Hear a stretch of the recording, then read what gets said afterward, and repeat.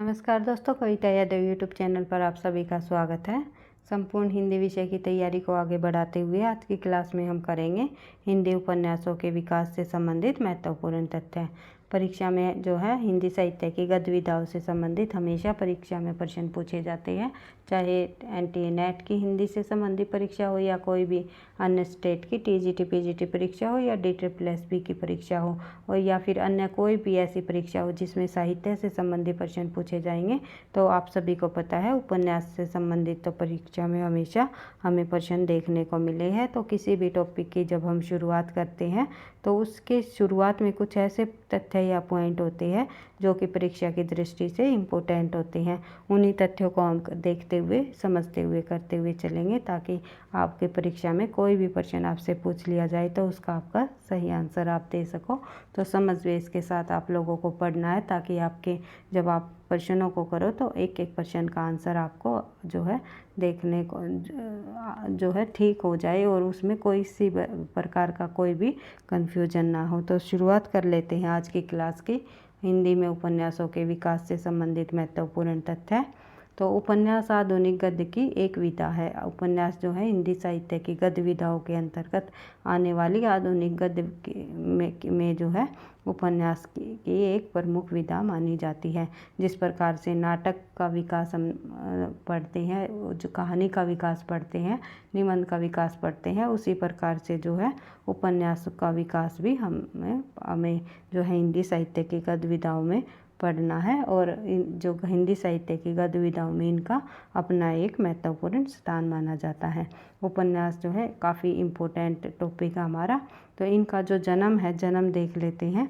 तो जन्म 18वीं शताब्दी के पश्चिम में माना जाता है, यानी कि इनका जो जन्म है उपन्यासों का जन्म पश्चिम में हुआ ये माना जाता है। पश्चिमी सभ्यता से ही जो है सबसे पहले उपन्यास लिखे गए, जैसे कि अंग्रेजी में उपन्यास लिखा जाना जो है पश्चिम और अंग्रेजी उपन्यासों से ही जो है हिंदी में उपन्यासों की शुरुआत मानी जाती है, ऐसा भी माना जाता है। तो ये तथ्य हम आगे पढ़ेंगे।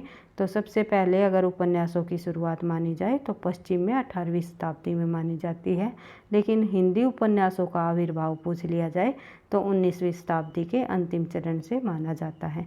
इन दोनों तथ्यों को आपको ध्यान रखना है और एक एक पॉइंट से एक एक जो है लाइन से आपको यहाँ पर प्रश्न देखने को मिलेंगे, प्रश्न निकलते हैं। तो परीक्षा में उन्हीं तथ्यों को मैंने यहाँ पर लिया है जहाँ से जो है परीक्षा में प्रश्न पूछे जाते हैं।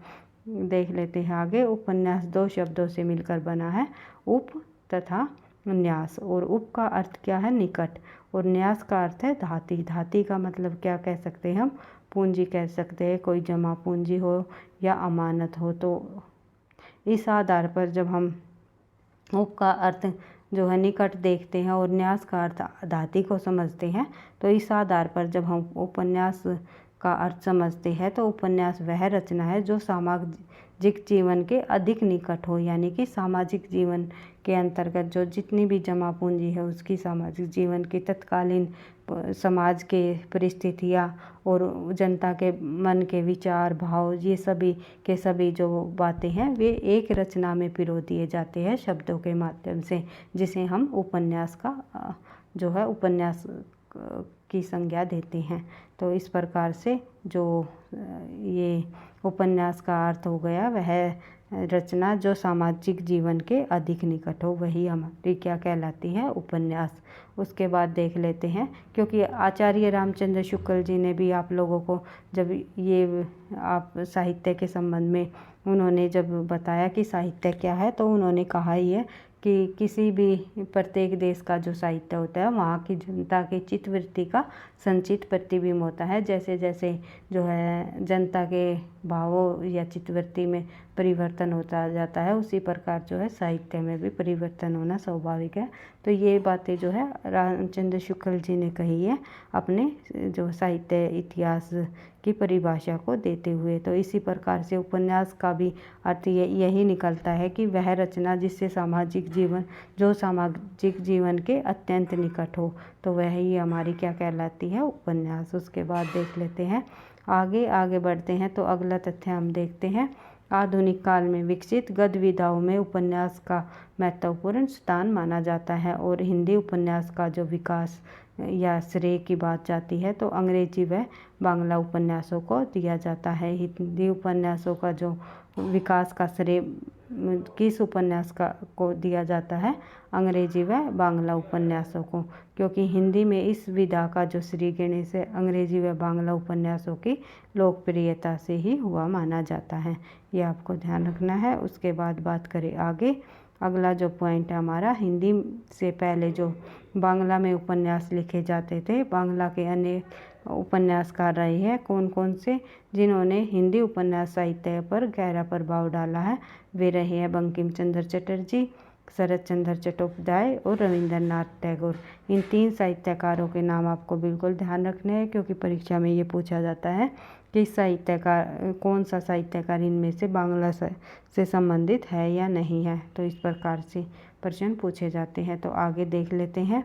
आधुनिक जो उपन्यासकार रहा है, रॉल्फ फॉक्स ने अपने प्रसिद्ध लेख the novel as an epic में, जो कि उपन्यास महाकाव्य के रूप में इन्होंने बताया है, इन्होंने इस उपन्यास में जो है उपन्यास को महाकाव्य के समक्ष माना है। तो ये पूछा जा सकता है किस पाश्चात्य साहित्यकार जी द्वारा जो है उपन्यास को महाकाव्य की संज्ञा दी है या महाकाव्य के समक्ष बताया है? तो वो है ये विद्वान रॉल्फ फॉक्स। उसके बाद देख लेते हैं आगे, ब्रिटिश साहित्य जो ब्रिटिश उपन्यासकार है डैनियल डीफो। डैनियल डीफो का जन्म 1660 में हुआ और मृत्यु 1731 ईस्वी में हुई। तो इनको जो है आधुनिक उपन्यास का जनक भी माना जाता है। किसको? जो ब्रिटिश उपन्यासकार रहा है डैनियल डीफो। डैनियल डीफो को जो है आधुनिक उपन्यास का जनक माना जाता है। ये आपको ध्यान रखना है, क्योंकि परीक्षा में कई बार प्रश्न पूछा गया है आधुनिक उपन्यास का जनक कौन है? तो डैनियल डीफो। उसके बाद बात करें आगे, जो उपन्यास शब्द है, उपन्यास जो शब्द है उस किस भाषा में उपन्यास को क्या संज्ञा दी गई है, ये आपको बताना है। कि उपन्यास को जो है हिंदी में उपन्यास कहा गया है, नावल जो कहा गया है वो बांग्ला में कहा गया है, उर्दू में नावल कहा गया है और मराठी में कादम्बरी कहा गया है और गुजराती में इसे नवलकथा कहा गया है। उसके बाद देख लेते हैं, इनको आपको ध्यान रखना है, क्योंकि यहाँ से परीक्षा में पूछा जाता है प्रश्न कि मराठी में उपन्यासों को क्या संज्ञा दी गई है, या बांग्ला में क्या कहा गया है, या फिर जो है गुजराती में जो है नवलकथा जो है किस भाषा में उपन्यास की संज्ञा दी गई है, तो गुजराती में। इसको आपको ध्यान रखना है। उसके बाद बात करें आगे, भारत में उपन्यास की जो विधा है वो पाश्चात्य साहित्य की देन मानी जाती है, जिसका सबसे पहले प्रभाव बांग्ला साहित्य पर पड़ा है और अंग्रेजी उपन्यासकार Henry fielding crease, Tom Johnson के तर्ज पर टेकचंद ठाकुर ने आला लेर घरेर दुलार नामक उपन्यास रचा है और जिसे कुछ विद्वान प्रथम बांग्ला उपन्यास भी मानते हैं। इसे जो है प्रथम बांग्ला उपन्यास माना गया है कुछ विद्वानों द्वारा। उसके बाद जो दूसरा बांग्ला साहित्यकार की बात करें, कौन सा उपन्यासकार जो बांग्ला का प्रथम मौलिक उपन्यासकार माना गया है, उसे भी हम देख लेते हैं भाई। जो दुर्गेश नंदिनी जो है 1865 की रचना प्रथम बांग्ला मौलिक उपन्यासकार के रूप में ख्याति प्राप्त बंकिम चंद्र चटर्जी।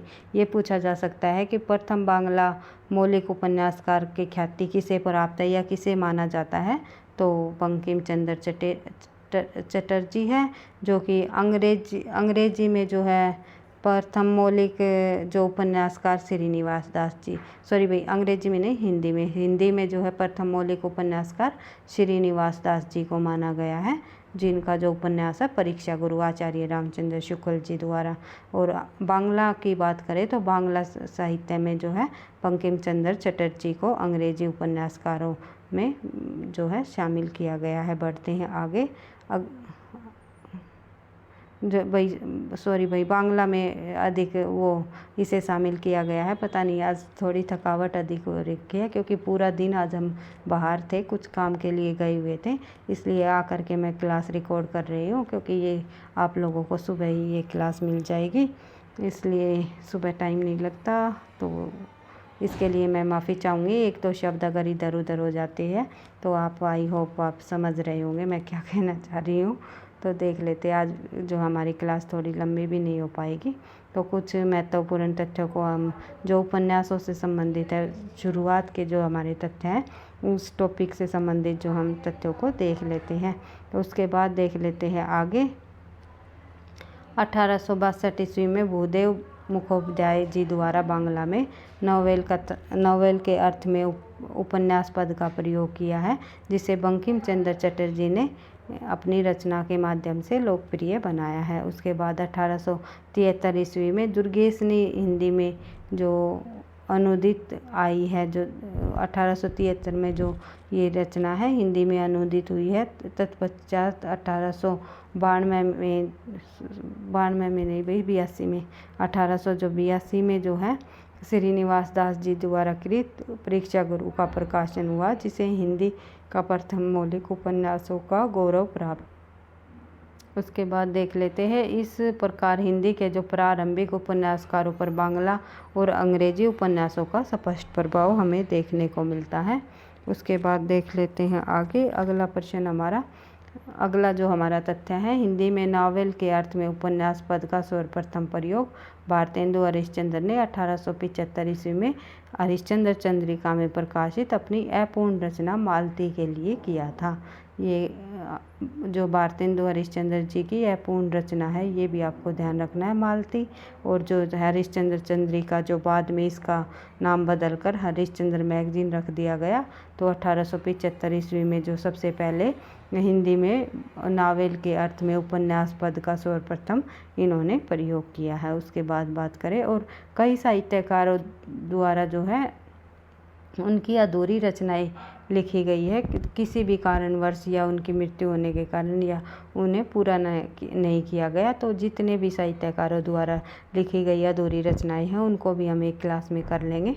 वहाँ से भी कई बार एक क्वेश्चन पूछ लिया जाता है, निम्नलिखित में से जो ये प्रेमचंद जी की अधूरी रचना कौन सी है, हजारी प्रसाद की कौन सी है, जयशंकर प्रसाद की कौन सी है, और जो है जैसे कि प्रेमचंद जी की ये मंगलसूत्र को अधूरा माना गया है। उसके बाद कई साहित्यकार ऐसे हुए हैं जिन्होंने अधूरी रचनाएं की है। हीरावती इनकी जो है प्रसाद जी की अधूरी रचना है। उसके बाद देख लेते हैं, भारतेंदु ने सर्वप्रथम पूर्ण प्रकाश व चंद्रप्रभा नामक सामाजिक उपन्यास लिखा है।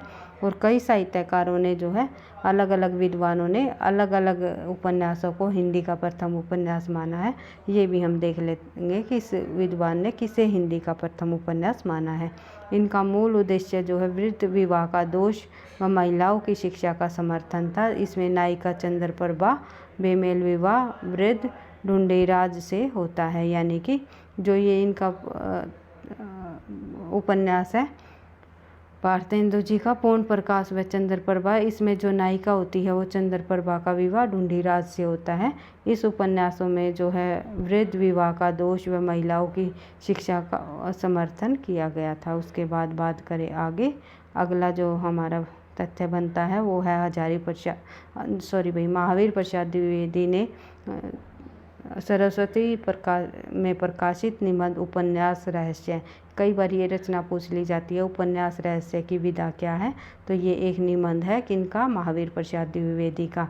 कि इस बात को स्वीकारा गया है इस निबंध में कि उपन्यास का जो प्रचलन विकास व सर्जन का श्रेय है वह पश्चिमी देशों से माना जाता है, जिनसे प्रेरणा लेकर हिंदी में उपन्यास की रचना की जाने लगी थी। और इसी प्रकार से जो ये कथन है बालकृष्ण भट्ट जी का, ये भी कई बार परीक्षाओं में हमें देखने को मिलता है कि बालकृष्ण भट्ट ने भी ये माना है कि अंग्रेजी से ही जो है हिंदी उपन्यासों का श्रेय जाता है, हिंदी उपन्यासों का विकास का श्रेय हमें देखने को मिला है। तो इन्होंने अपने इस कथन में कहा है कि हम लोग जैसा और बातों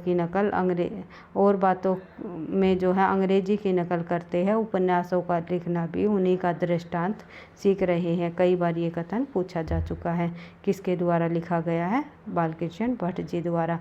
जिस प्रकार से जब हम और बातों की यानी कि और जो बातें हैं उसका जो हम अनुकरण पाश्चात्य साहित्य, जो पाश्चात्य से हम करते आ रहे हैं और पाश्चात्य की हम नकल करते आ रहे हैं, उसी प्रकार से जो है अंग्रेज़ों की हम जिस प्रकार से नकल करते हैं, तो उपन्यासों का लिखना भी हमने उन्हीं की नकल करके किया है। तो ये ऐसा माना जाता है। बढ़ते हैं आगे। अगला जो हमारा तथ्य है वो है 1853 ईस्वी में वंशीधर द्वारा थॉमस डे के लोकप्रिय उपन्यास सैडफोर्ड एंड मार्टन का अनुवाद किया गया और डॉक्टर जॉनसन के जो उपन्यास है रासेलास का जो हिंदी अनुवाद है 1889 में किया गया। उसके बाद देख लेते हैं आगे हिंदी उपन्यासों का जो काल विभाजन है किस प्रकार से किया जाता है। वैसे तो जो है हिंदी उपन्यासों का काल विभाजन हम मुख्य रूप से 3 काल विभाजन हम करते हैं। प्रेमचंद पूर्व का युग और प्रेमचंद्र का युग और प्रेमचंद्रोत्तर युग है। भाई ये थोड़ी टाइपिंग मिस्टेक है, ये प्रेमचंद्रोत्तर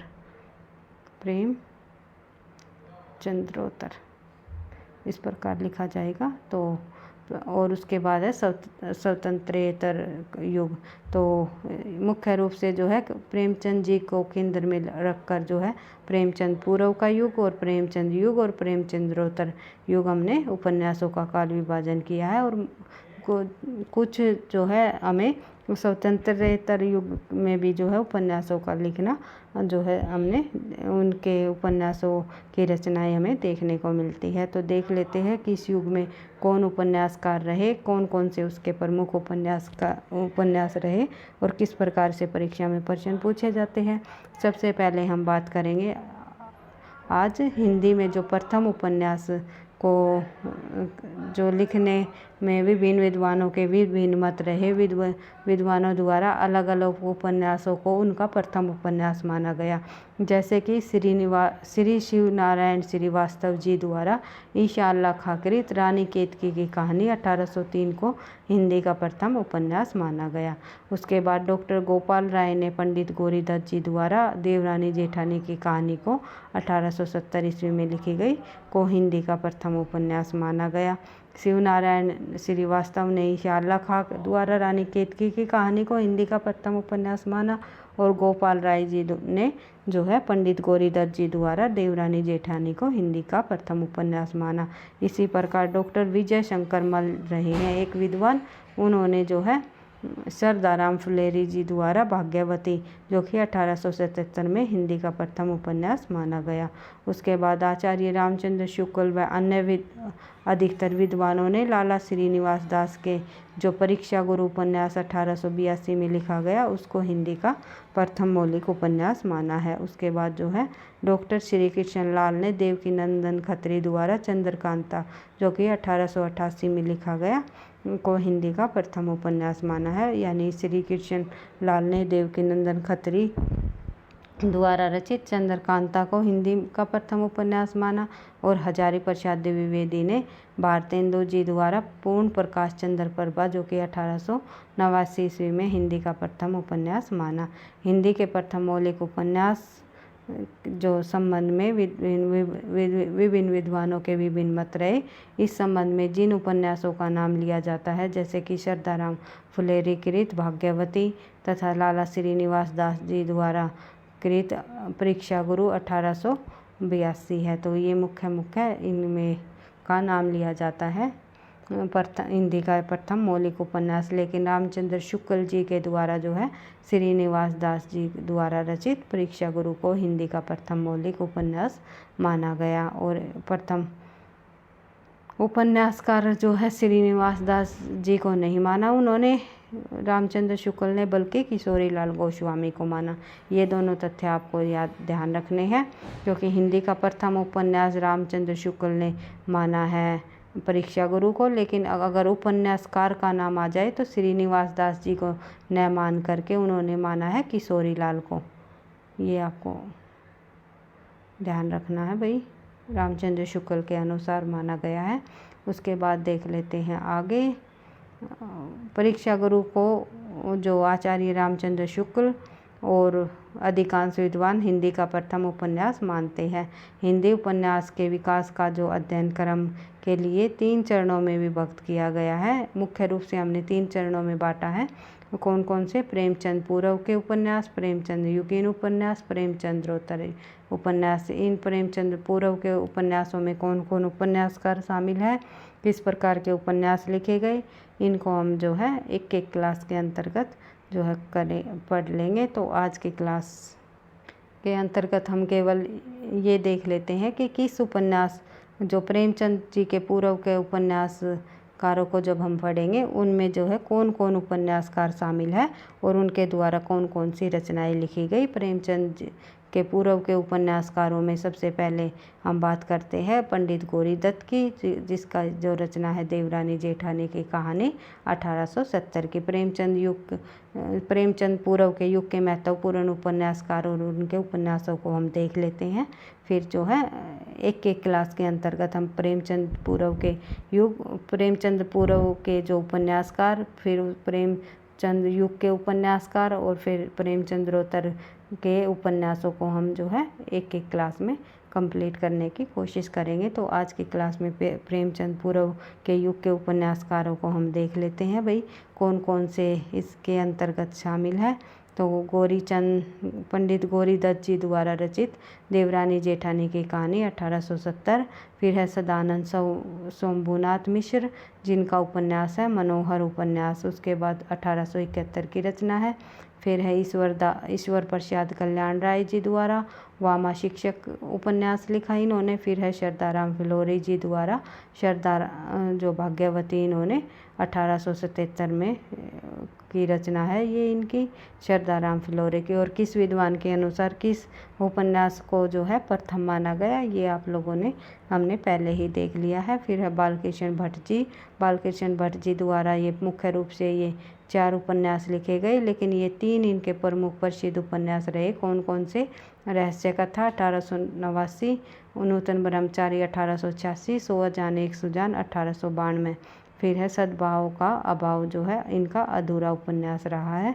उसके बाद देख लेते हैं ठाकुर जगमोहन जी के उपन्यासों को। एक सेकंड भाई। ठाकुर जगमोहन जी के उपन्यासों में प्रसिद्ध है इनका उपन्यास सामा सौपन, जिसका जो समय है वो रहा 1888 ईस्वी। उसके बाद बात करें आगे, इनके साथ ही इनके जो ये विद्वान हैं, साहित्यकार, उपन्यासकार हैं, उनका जन्म भी मैंने यहाँ पर इंक्लूड किया गया है।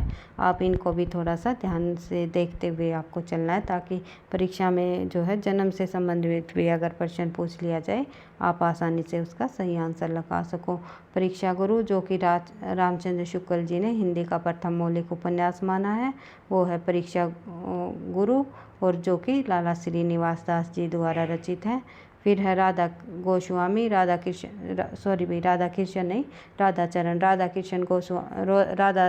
दास जी जो है भारतेंदु जी के फुफेरे भाई थे, लेकिन राधाचरण गोस्वामी के जो उपन्यास है वे है वीरबाला और सौदामिनी और देवकीनंदन खत। ये 2 उपन्यास जो है राधाचरण गोस्वामी जी के प्रसिद्ध उपन्यास माने जाते हैं। इनका समय है 1884 और जो है 1891। फिर है देवकीनंदन खत्री जी के उपन्यास। ये देवकीनंदन जी खत्री के जो उपन्यास है वे तिलिस्मी व अय्यारी किस्म के उपन्यास माने जाते हैं, जो कि जो है जादू टोना, जिस प्रकार से जादू टोना के उपन्यास की रचनाएं रही है उसी प्रकार के ये उपन्यास माने जाते हैं। यानी इसमें जादू टोने का प्रभाव अधिक देखा जाता है इनके उपन्यासों में। तो देवकीनंदन खत्री का चंद्रकांता तो आपको पता ही है, प्रसिद्ध उपन्यास रहा है, जिसके पढ़ने के लिए हिंदी भाषियों ने भी जो है हिंदी सीखी थी, इतना अधिक प्रसिद्ध हुआ, यानी विदेशों में भी जो है हिंदी को सीखा गया था। उसके बाद देख लेते हैं आगे, विदेशों में भी ये काफ़ी प्रसिद्ध हुआ था देवकीनंदन खत्री जी का चंद्रकांता उपन्यास, जिसे पढ़ने के लिए है विदेशी विद्वानों ने भी हिंदी को सीख लिया था। उसके बाद देख लेते हैं नरेंद्र मोहनी, वीरेंद्र वीर, चंद्रकांता संतति, कुसुम कुमारी, काजर की कोठरी, अनूठी बेगम, गुप्त गोदना और भूतनाथ इनका अधूरा उपन्यास रहा है। फिर है लज्जाराम मेहता जो है 1883 1963 में इनका जन्म हुआ और 1931 में इनकी मृत्यु हो गई थी। तो देख लेते हैं इनके प्रसिद्ध उपन्यास। धूर्त रसिकलाल, आदर्श दंपति, स्वतंत्रमा और पंतंत्र लक्ष्मी, बिगड़े का सुधार, सती सुख देवी और सुशीला विधवा। उसके बाद आदर्श हिंदू इनका प्रसिद्ध उपन्यास रहा है। लज्जाराम मेहतर जी का आदर्श हिंदू। उसके बाद देख लेते हैं राधा कृष्ण दास जी के उपन्यास। राधा कृष्ण दास का उपन्यास जो ये काफ़ी प्रसिद्ध हुआ है, निशा हिंदू, जो कि गोवध समस्या पर जो है आधारित उपन्यास माना जाता है।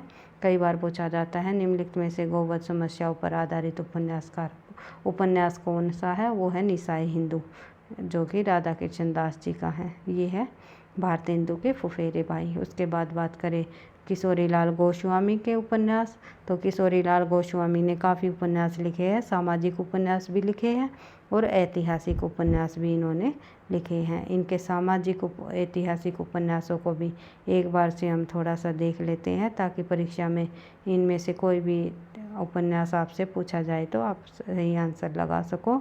तो देख लेते हैं किशोरी लाल गोस्वामी, जो कि रामचंद्र शुक्ल ने गोस्वामी को हिंदी का प्रथम प्रतिष्ठित उपन्यासकार माना है। मैंने आपको पहले भी बताया था, रामचंद्र शुक्ल के अनुसार अगर प्रथम उपन्यास पूछा जाए तो परीक्षा गुरु को माना है इन्होंने, जो कि श्रीनिवास दास जी द्वारा लिखा गया। उसके अगर प्रथम उपन्यासकार को पूछा जाए तो किशोरी लाल गोस्वामी को लगाना है, श्रीनिवास को नहीं लगाना है, ये आपको ध्यान रखना है। उसके बाद बात करें आगे, गोस्वामी ने लगभग जो है 65 उपन्यासों की रचना की है। कितने उपन्यासों की रचना की है? 65 उपन्यासों की, जिसमें सामाजिक उपन्यास माने जाते हैं एक परिणय इनका प्रसिद्ध उपन्यास रहा है किशोरी लाल गोस्वामी का। उसके बाद त्रिवेणी व सौभाग्य श्री है भाई, ये की नहीं, त्रिवेणी व सौभाग्यश्री।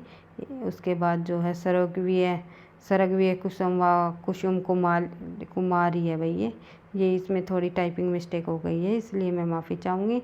लीलावती व आदर्शती 1901 की। चपला व नव्य समाज चित्र 1903। तरुण तपस्विनी कुटीरवासिनी 1905। पुनर्जन्म वासोतिया 1907। माधवी माधव वाह है ये भाई, और मनमोहनी। पहले ये इस नाम से उपन्यास लिखते थे, फिर अनुवाद करके इन्होंने इस नाम से लिखा है। इनका मतलब वाह के अर्थ ये है अंगूठी का नगीना। और जो इनके उपन्यास है उनको अंतर्गत जब आप परीक्षा में आप देखोगे तो कई उपन्यासों में जो बीच में आपको वाह मिलेगा, तो वो समझ जाना आप किशोरी लाल गोस्वामी का ही उपन्यास है। तो इन्हीं के उपन्यासों में बीच में वाह लगा हुआ है। इच्छा हरणी का आदर्श कमी जो है 100, ये कुछ नहीं है भाई, वाह आदर्श बाला, ये आपको ध्यान रखना है, इसका सन भी गलत है। उसके बाद लवंगता तारावा जो है क्षेत्र कुल कमलिनी, जो कि 1902 की रचना है। उसके राज्य कुमारी जो है कनक कुसुम व मस्तानी। उसके बाद ये यहाँ से कट जाएगा, ये एक उपन्यास होगा।